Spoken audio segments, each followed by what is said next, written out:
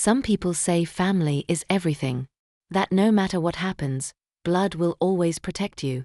I used to believe that, too. I believed it when I stayed up all night studying to make my parents proud. I believed it when I handed over my paycheck month after month, thinking I was securing love. But love doesn't drag you by your hair and leave you on the sidewalk 7 months pregnant. This is not a story about what family gave me. It's a story about what they took and what I found when I had nothing left. Hi, I'm Rebecca. I'm 28 years old, and I used to think that being smart, independent, and loyal would one day earn me the love and respect I quietly craved. I was wrong. I'm a systems engineer in a well-known tech company. It's a fast-paced life full of back-to-back meetings, code reviews, and endless coffee. But I love it. I've always pushed myself not just to excel, but to matter, to be seen. I also freelance on the side, writing technical blogs, doing UI consultations, even hosting weekend webinars for junior developers. Between all my income sources, I bring in around $18,000 every month. And you'd think that kind of money would buy me freedom, wouldn't you? But no. For the past several years, I've been giving $12,000 every month to my parents, Amanda and Thomas. They don't ask, they just expect it. Mortgage, utilities, groceries, little luxuries, streaming subscriptions, it's all covered. They live in a decent 2-story house in West Haven, and I used to live there too. Not out of need, but out of some twisted sense of duty. I thought maybe if I kept providing, they'd look at me the way they looked at Linda, my younger sister. Linda, she's always been the golden girl. Even when she dropped out of college, even when she refused to work, even when she brought shame to the family more than once, my mother still calls her my poor baby. While I, the one paying their bills, am often reduced to the other one. I never complained, not out loud. Instead, I worked harder. I took double shifts, worked holidays, skipped vacations. I earned certifications they never asked about, and I paid for a roof they never thanked me for. I thought that maybe, just maybe, if I kept showing them I was worth something, they'd love me the same way they loved her. But that love never came.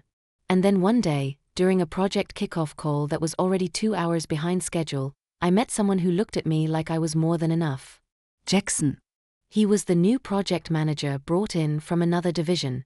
Calm under pressure, sharp, articulate, and surprisingly funny. He didn't just delegate, he noticed. When I made a clever code suggestion, he praised it in front of the team. When I worked late on documentation, he stayed behind to help. And when I forgot to eat, he'd slide a protein bar across the desk with a smile. Jackson saw me not as the other daughter, not as a money machine, but as Rebecca. Jackson and I started spending more time together, both inside and outside of work. At first, it was all project meetings and post-print dinners. Then it became casual lunches, weekend hikes, late-night phone calls where we didn't talk about work at all. He wasn't just kind, he was consistent. He remembered little things, how I liked my coffee, that I hated surprise calls, that I sometimes zoned out when I was stressed. For the first time in my life, I didn't feel like I was performing to be liked. I could just exist and be enough. 6 months into our relationship, he asked me to move in with him. I said yes. We rented a 1-bedroom apartment on the east side of West Haven, closer to the city. It wasn't fancy, but it felt like ours. We shopped for furniture on weekends, argued playfully over which plants wouldn't die under my care, and learned each other's weird habits. I told my parents, and as expected, they didn't care. You're moving in with a man before marriage? My mother scoffed on the phone. And you still have the audacity to send us less this month? I sent the full amount, I replied quietly. She didn't even say goodbye before hanging up. Jackson never pressured ML to cuties. But when I started skipping visits, he didn't push me to go. You don't owe anyone your peace, he once said. And I held on to those words like a lifeline. A year into our life together, he proposed. He didn't do it with candles or flash mobs. Just a quiet night at home, our takeout containers between us and a ring hidden under a napkin. I cried before I even saw it. We got married in a civil ceremony with a few close friends. Jackson offered to reach out to my parents. I told him not to bother. They hadn't even congratulated me when I told them we were engaged. Just another cold. We hope you know what you're doing. And yet, I kept sending the $12,000. It's strange how guilt clings harder than love. Our married life was peaceful. For a few months, everything felt soft, safe. We built routines, shared dreams, and even began thinking about starting a family. Then one rainy Friday, I felt different. Not sick, not tired, just different. A week later, 2 pink lines confirmed it. I was pregnant. Jackson was ecstatic. He picked me up and spun me around, nearly tripping over the coffee table. He kissed my forehead and whispered, "We're going to be great at this." And for a while, I believed it. But the happiness was short-lived. 2 weeks later, Jackson got the call. He was being sent to Canada on an urgent long-term assignment. We stayed up most of the night, going back and forth. He didn't want to leave me alone, especially now. I told him I'd be fine, but we both knew I was lying. "I don't want you to be by yourself," he said, placing his hand gently on my stomach. "Promise me you'll go stay with your parents." I'll be back before the baby's here. I hesitated, not because I didn't want to be safe, but because I knew what home meant.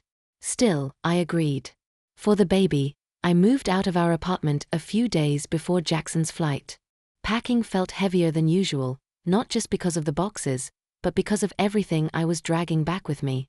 Old memories, old wounds, the silent ache of returning to a house where I never felt truly welcome. Jackson kissed my forehead at the airport. "I'll call you the moment I land," he promised. "Please don't hesitate to tell me anything, especially if they start treating you the way they used to." I nodded, but inside I already knew. They never stopped treating me that way. When I arrived at my parents' home, Amanda opened the door with a face that looked like she was expecting a package, not her pregnant daughter. "Oh," she said flatly. "You came." Jackson thought I shouldn't be alone. She stepped aside, didn't hug me, didn't even ask how I was feeling. My father, Thomas, gave a small nod from the sofa, barely glancing up from the news. "I'll stay in my old room," I said. Amanda crossed her arms. "Linda might be back soon. We haven't decided where she'll sleep." "But she's married," I said, confused. She didn't respond. Instead, she walked into the kitchen like the conversation didn't matter. They only allowed me to stay because I reminded them, politely of course, that I was still sending them $12,000 every month. Amanda's tone shifted then, just slightly. "Well, in that case, we'll figure something out." And so began my time back in that house. I was 2 months pregnant then. The plan was to stay for a few months, just until Jackson came back or until we found another apartment I could safely manage alone. But within 3 weeks, everything began to fall apart. Linda came back. No warning, no explanation, just bags, perfume, and that same entitled air she always carried like a crown. Her husband was too controlling. She said she needed space. Our parents nodded like she'd announced the weather. Then she looked at me, at my belly, and smirked. "Didn't waste any time, huh?" I didn't reply. The next morning, Linda announced she was pregnant, too. I didn't believe her. Something about her tone, her eyes. It felt off. But Amanda cried tears of joy, hugged her, started planning a nursery. For her, not for me. I had to share a room with boxes in the hallway while Linda took mine. I protested quietly. Amanda snapped, "You're grown. You'll be fine. Linda needs comfort right now." EVD, the tension built. Linda would nitpick how I walked, what I ate, how I breathed. If I rested too long, she'd say I was lazy. If I worked on my laptop, she'd say I was acting like I was better than everyone else. Every fight ended with Amanda taking her side. Thomas would just sit there, staring at the TV like the volume wasn't full of anger. I called Jackson often, trying to stay strong. "I miss you," I'd whisper through tears. "I miss you more," he'd say. "Just a few more months, Rebecca. Then we'll be together in our own place. Just you, me, and the baby." I held on to that promise like it was air. Because every day in that house, it felt like I was suffocating a little more. By the time I entered my 7th month of pregnancy, the house felt less like shelter and more like a storm cloud I couldn't escape. My belly had grown. My feet ached. Sleep came in fragments. But what truly exhausted me was the constant battle for space, peace, and dignity. Linda's fake pregnancy became the centerpiece of every conversation. Amanda pampert her endlessly. Herbal teas, special cushions, prenatal vitamins, the works. They hadn't even asked me how I was feeling. One afternoon, Linda was sprawled across the couch, loudly watching a reality show when I walked past, holding my lower back. She looked up. "You're waddling like a penguin," she said, laughing. I ignored her. "Oh right," she added. "You think you're the only pregnant one around here." I turned to her and said calmly, "Because I actually am." Amanda overheard and stormed into the room. "What are you trying to say?" I didn't want to fight. I just wanted space, rest, safety, but they wouldn't let me have that. Jackson kellet almost every night. I tried not to worry him, but I had to be honest. "They're making things worse," I told him. "I feel like I don't even matter." His voice, though halfway across the continent, wrapped around me like a shield. "I'll be home as soon as I can, Rebecca." "I've already applied for early release from the assignment. Once I'm there, we'll get a new place, and this nightmare will end. I promise." I held my belly and whispered, "Did you hear that, baby?" "Dad is coming." But fate didn't wait for him. It happened the next morning. I walked into the living room to find Amanda folding laundry on the coffee table. My maternity clothes, tossed and wrinkled like rags. "These were cluttering the closet," she said coldly. I steppet forward. "Those were folded in my room." Linda stood in the doorway with her arms crossed. "I told Mom I needed more space." She agreed. I clenched my fists. "This is my house too. I pay for this house." Amandas eyes narrowed. "You think money gives you rights? You think you're better than us just because you send a check every month?" "I give $12,000 to this house," I said firmly. "Every month." "And you treat me like I'm in the way." The room went still. Linda smirked. Thomas, as always, looked away. Then Amanda's face twisted into something unrecognizable. In one fast, brutal motion, she grabbed a wooden photo frame from the shelf and swung it at me. It hit my right shoulder hard, enough to make a millstumble back against the wall. I gasped, cradling my stomach. "Stop. I'm pregnant. Please don't." But Amanda wasn't done. She grabbed me by the hair, pulled with full force, and dragged me across the floor yelling, "Get out. You've always acted like a queen in someone else's home." My body screamed in pain, but I wrapped my arms around my belly and begged her to stop. The front door flew open as she shoved me out and slammed it shut behind me.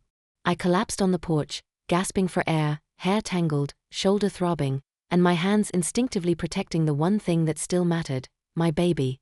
And then I heard a car door slam. Someone ran toward me. "Oh my God, Rebecca." It was Olivia, our neighbor. I saw what she did. I saw everything. "Don't move. I'm taking you to the hospital." The drive to the hospital felt endless, though Olivia drove like her own life depended on it. I sat slumped in the passenger seat, trembling. One arm holding my bruised shoulder, the other still cradling my belly. The pain was sharp, but what terrified me more than anything else was the question that wouldn't leave my mind. Was my baby okay? Olivia kept glancing at me, her voice tight with worry. "Stay with me, Rebecca. Vire almost here." I nodded barely. Can you call my husband?" His name is Jackson. He's in Canada. His number's in my phone." She grabbed my phone, unlocked it, and hit the number labeled "My Love." I couldn't hear what he was saying on the other end, but Olivia's words came fast. "Jackson, this is Olivia. I'm your wife's neighbor. She's been assaulted. Yes, by her mother. I'm taking her to the now. Please come as soon as you can." She paused, then nodded. "Okay, yes, I'll stay with her." "Don't worry." When we reached the ER, nurses rushed toward the car and helped me into a wheelchair. The overhead lights, the antiseptic air, the beeping monitors, it all blurred together. In the exam room, a female doctor with soft eyes took my hand. "You're safe now, Rebecca." We'll take care of everything. They ran ultrasounds, checked my vitals, monitored the baby. After what felt like forever, she smiled gently. The baby's heartbeat is strong. He's okay. I broke down sobbing. Olivia hugged me gently, like someone who truly cared, unlike the family I was born into. I've called security, she said softly. Tere documenting evating. And I'm not going anywhere until your husband gets here. True to her word, Olivia stayed with me all night. She brought me water, adjusted the blanket, talked to the doctors, even called Jackson again to update him on the situation. Jackson arrived a day and a half later, breathless, eyes red with worry. He rushed into the room and dropped to his knees beside my bed. Rebecca, he took my hand and kissed it. I'm so sorry. I should have never let you go back, Tere. I shook my head. You didn't know. I didn't know. His voice cracked. They could have killed you. They could have hurt our son. Then I said what had been bubbling up inside me since the moment Amanda hit me. I want to press charges. I want justice. He didn't even blink. We'll file everything. And I'm not leaving your side. The hospital's legal advocate helped us begin the process. Olivia agreed to testify as a witness. Security footage from nearby homes had already been shared with police, and the doctor's report clearly described the bruising, swelling, and the emotional trauma sustained during the attack. 2 days after I was admitted, I was released with strict instructions to rest, stay stress-free, and avoid any stares or strain. Jackson took me straight to a hotel near the courthouse, and from there, we met with a legal team. Our lawyer filed charges for felony assault on a pregnant woman, domestic violence, reckless endangerment, and complicity against Thomas and Linda. 2 days later, the police arrived at my parents' house. Amanda, Thomas, and Linda were arrested.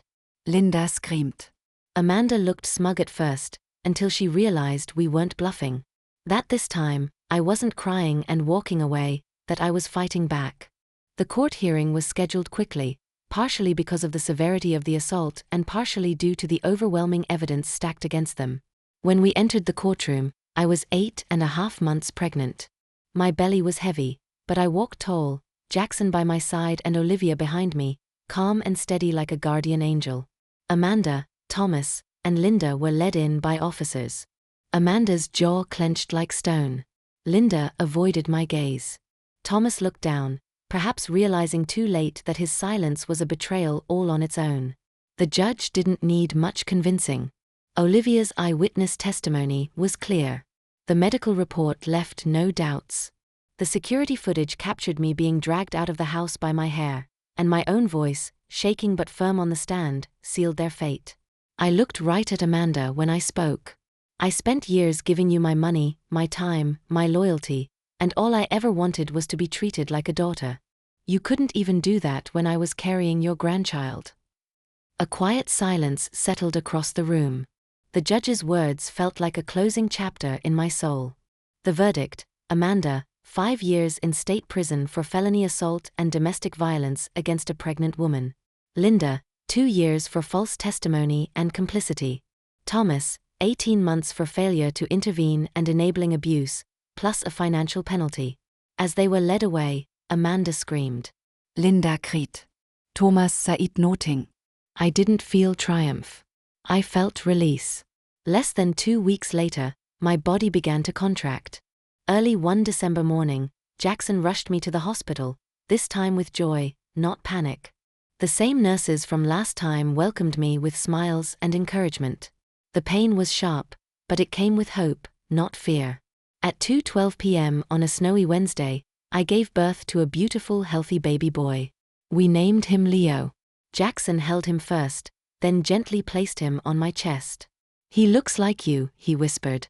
I stared at our son, his tiny fingers wrapping around my thumb, and felt a wave of something pure and infinite. Peace. Jackson didn't take us back to my parents' house, not even close. He had already arranged for a new apartment in a safe, quiet part of town. It had a nursery filled with soft yellows and grays, a rocking chair by the window, and sunlight that spilled onto the floor each morning. Olivia visited a week later. She brought homemade muffins, tiny socks for Leo, and a hug that didn't need words. I thanked her again from the bottom of my heart. We didn't talk about the trial or the past. We just looked forward. A few weeks later, I found a letter in the mail. No return address, but I knew the handwriting. Amanda's. I didn't open it. I didn't need to. Some chapters are better left closed.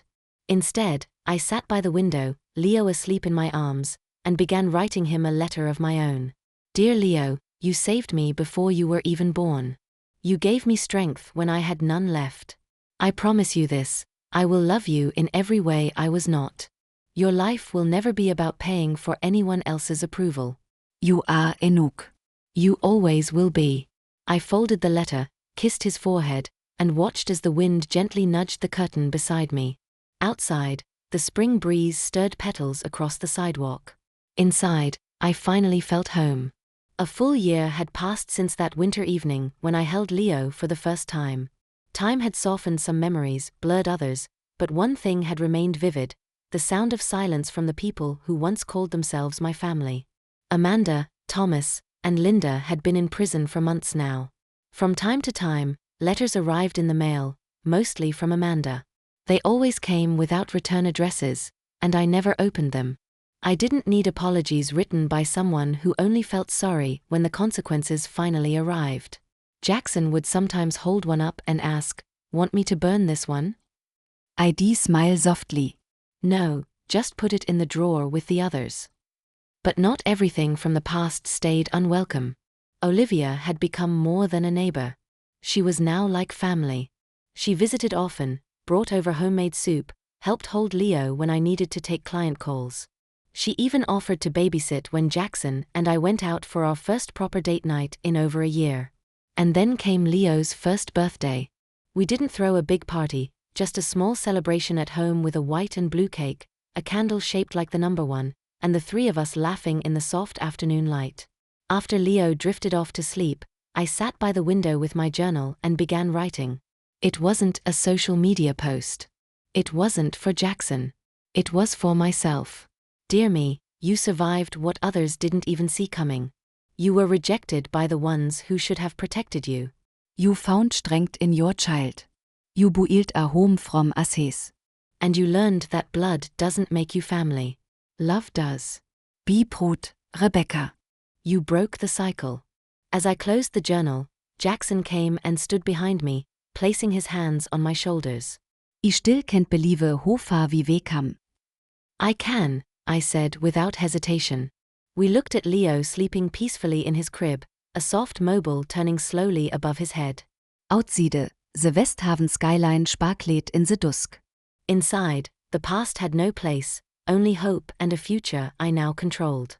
Thank you for watching the story.